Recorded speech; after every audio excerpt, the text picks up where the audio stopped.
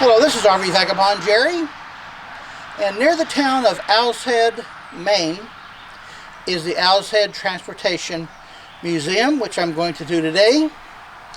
Now, my last video was at a car museum, and I don't like doing two car museums too close to each other, certainly not back to back, but this one is a transportation museum, meaning that cars is just going to be one part of the museum. I've been to several transportation museums across the US and Canada. They have a lot of displays of trains and aircraft and motorcycles and all sorts of wheeled vehicles. So that gives a good variety of the museum rather than just being a car museum. So please come on in with me. Let's take a look at it. And we're starting off with a gypsy wagon. I heard those were real things at one time. I think they were used for like fortune telling, that kind of thing. And here's a 1926 Ford snowmobile. And this 1923 popcorn and peanut wagon. Wow. All that for popcorn and peanuts. And here's an old airplane. I don't see a tag for this one and have no idea what it is. Horse-drawn it looks like. A 1926 American La France fire wagon. A couple more old airplanes. It's from 1917 and it has a gun right here. It always amazed me that these machine guns can fire through the propeller without hitting it. That's some amazing technology, I think, for 1917. 59 Ford Galaxy Sunliner. 57 Corvette. And now we go back into the antique days. Wow, 1898. That little thing. 1908, 1907, 1911 Cadillac.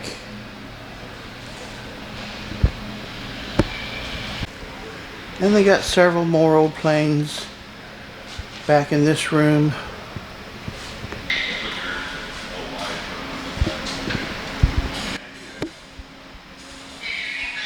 This must have been a famous flight back in some day in the Pacific era.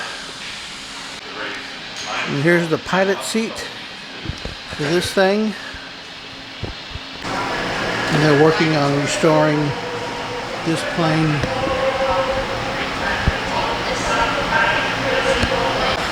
And that one is from 1918.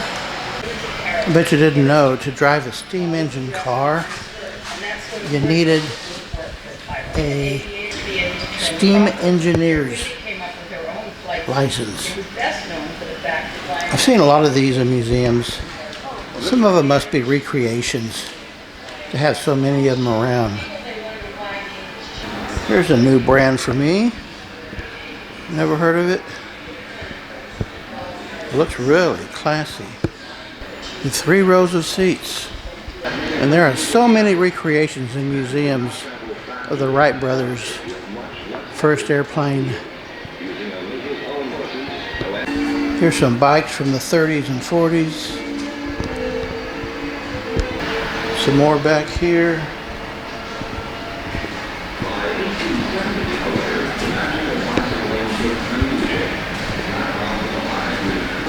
But these are from the 1800s. We got a 1908 Overland with a front crank. This one has a front crank too. It's a 1906 auto car. The motorcycle started off with just adding small engines to bicycles with more power than a Schwinn.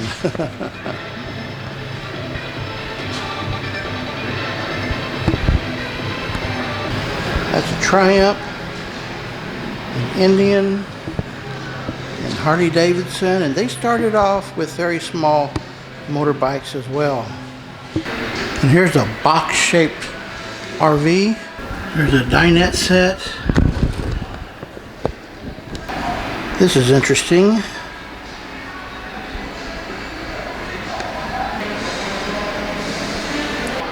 Got a window in back at the kitchen.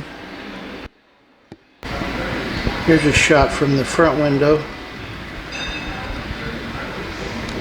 Car camping was a really big thing too. And here's an unrestored stagecoach from the early 1800s. Here it says 1849.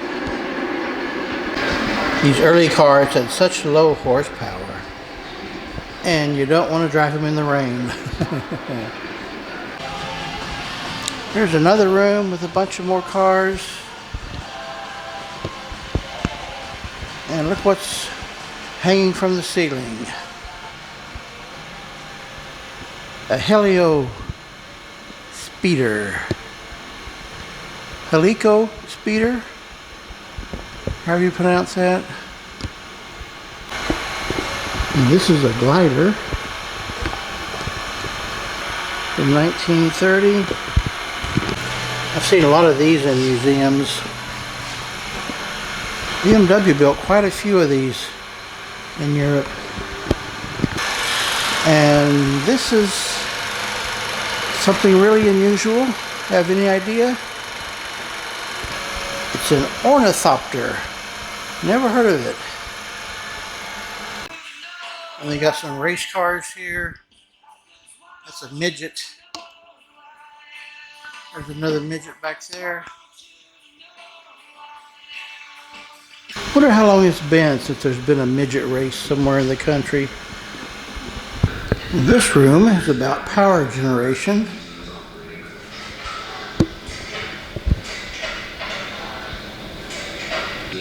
There's an aircraft engine you can see broken down. After 3 years, it now rejoins the and cars and gasoline, steam, and electric. That's a little steam engine. And this is a steam engine velocipede, they called it. And this huge wheel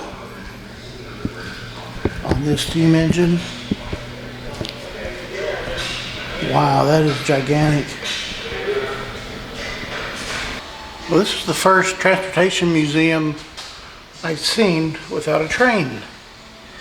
And no boats as well. Interesting.